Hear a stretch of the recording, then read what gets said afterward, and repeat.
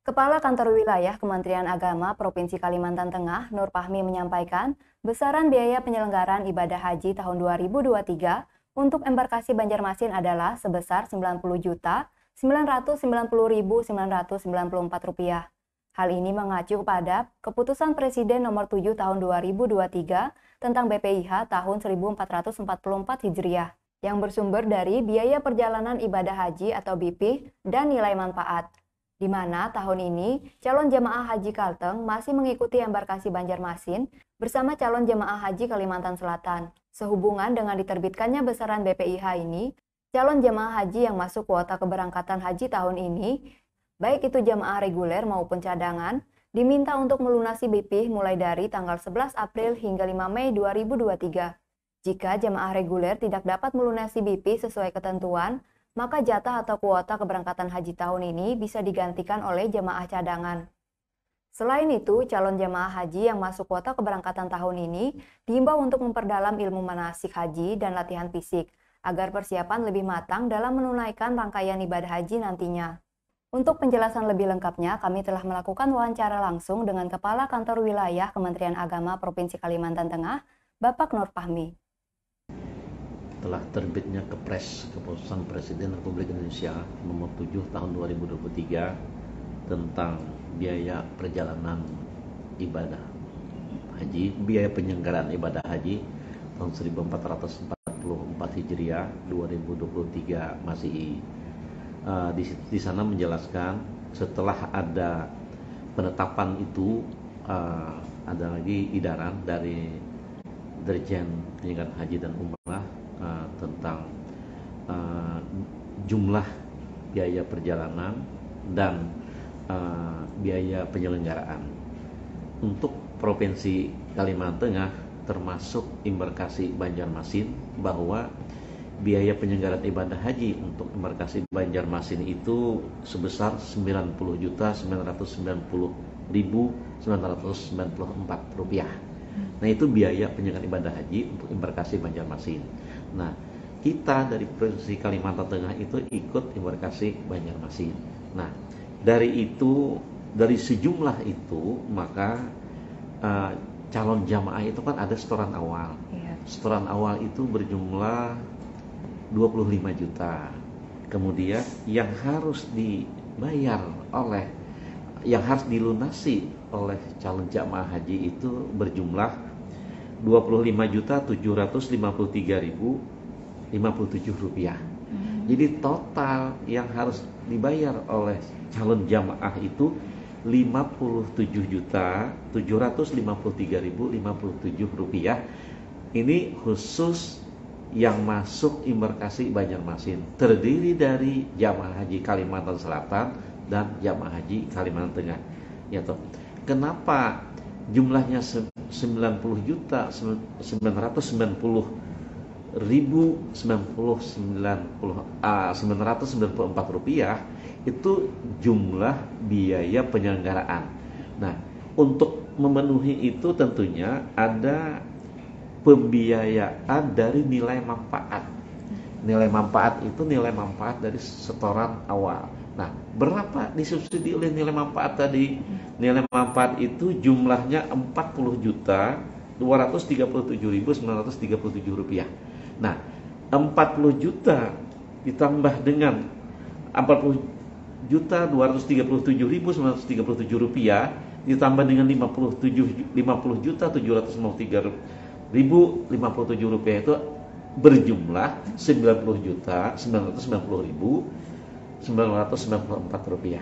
Nah, gitu rincian dari sejumlah biaya penyelenggaraan yang harus dipenuhi jamaah itu namanya BP, biaya perjalanan ibadah haji.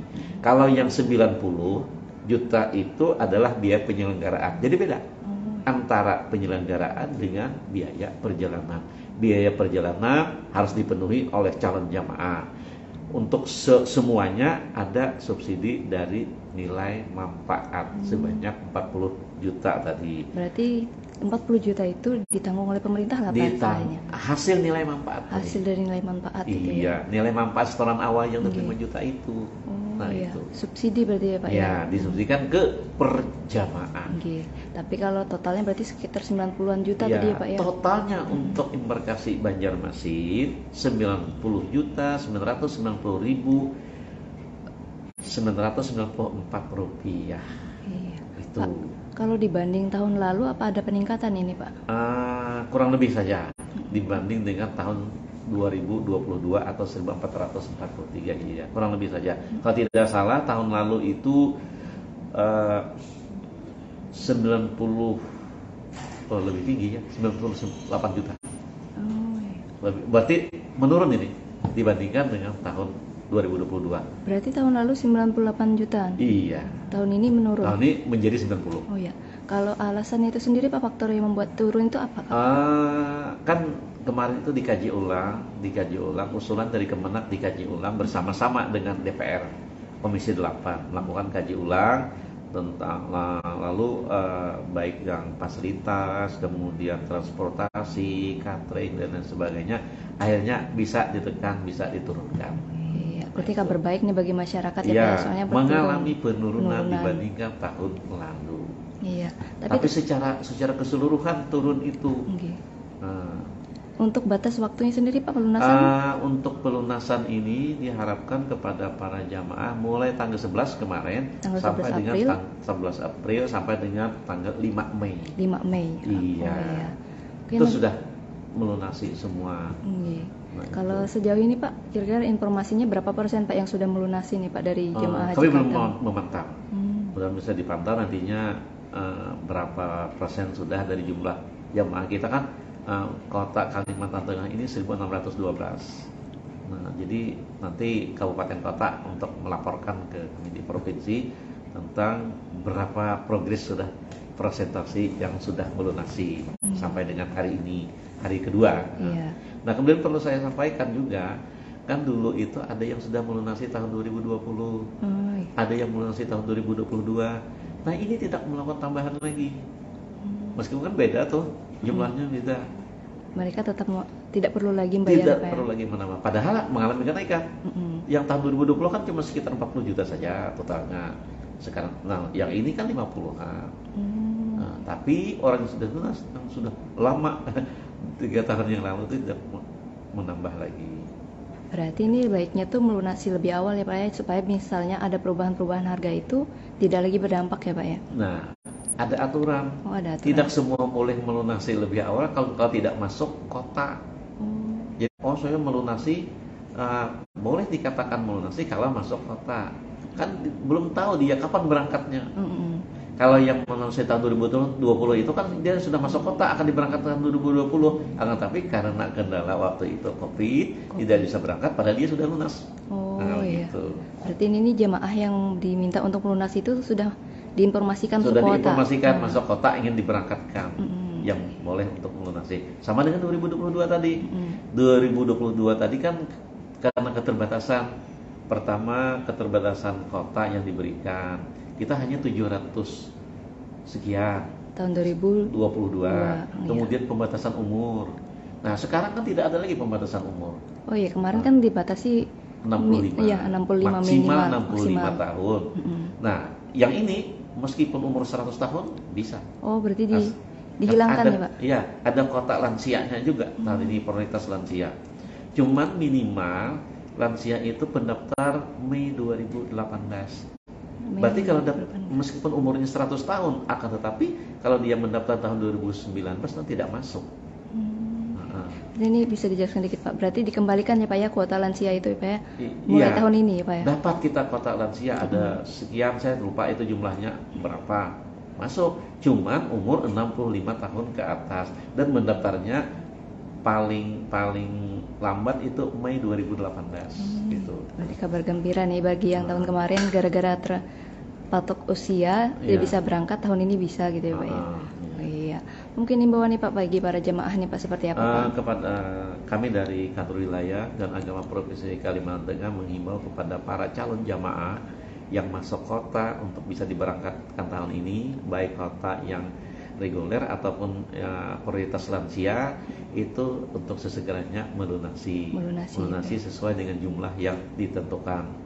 Nah, sekarang jumlah yang sudah melunasi ini cukup lumayan lumayan banyak. Maksudnya yang sudah lunas tahun 2020, 2022 kan sudah banyak juga itu. Jadi tidak banyak lagi. Iya. Nah, Berarti gitu. mengutamakan yang sudah lunas tahun-tahun sebelumnya, Betul, Pak ya. betul. Yes. Nah, jadi yang belum kami menghimbau segalanya melunasi.